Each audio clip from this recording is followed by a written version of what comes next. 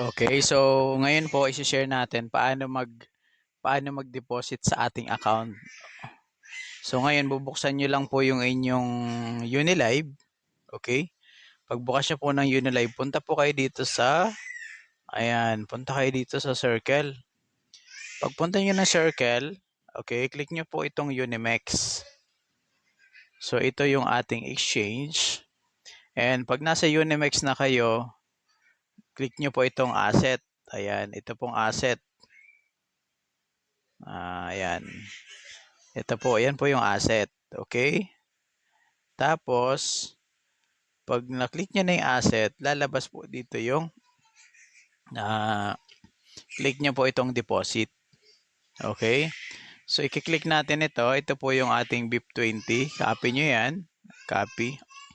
Tapos, ang gagawin po natin, magsasend tayo dito sa ating Unimex account.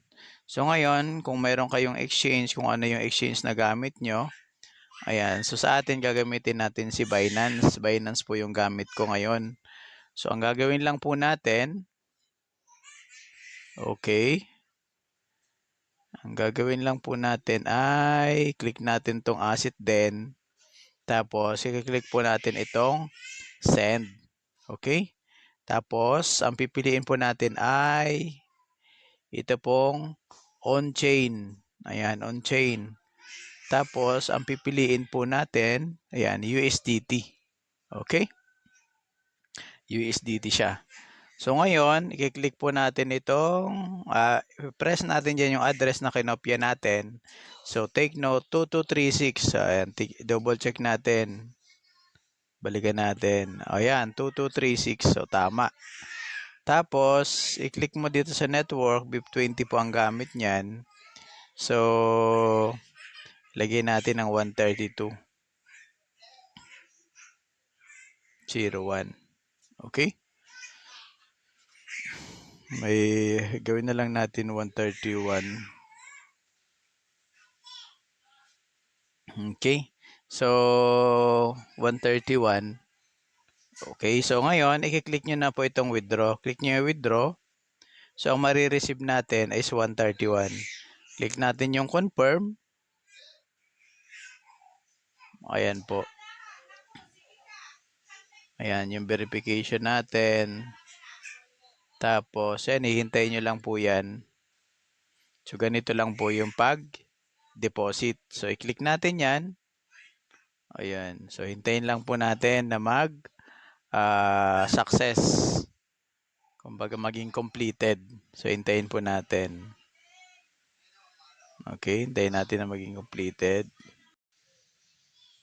So, ayan, completed na siya. May lumabas ng completed. Okay, completed na. Ibig sabihin, wala na dito sa ating wallet. Okay? Ayan. Ayan. Tapos, puntahan natin yung ating wallet sa Unimex. Okay, so refresh lang din natin to. It takes some time. Check natin sa history. Ayan.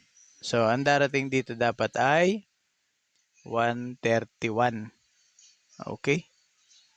So, 131 yung darating. Ayan. So, abangan lang natin in few minutes. Papasok siya dito sa USDT. Ito po kasing 78 na yan. UNX po yan. Okay? So, hintayin natin. Ayan, dumating na. Ayan, pansinin nyo. 131.25. Okay? So, ganyan lang po mag-deposit sa ating Unimex account. Okay? So, stop muna natin. Ganyan po yung pag-deposit.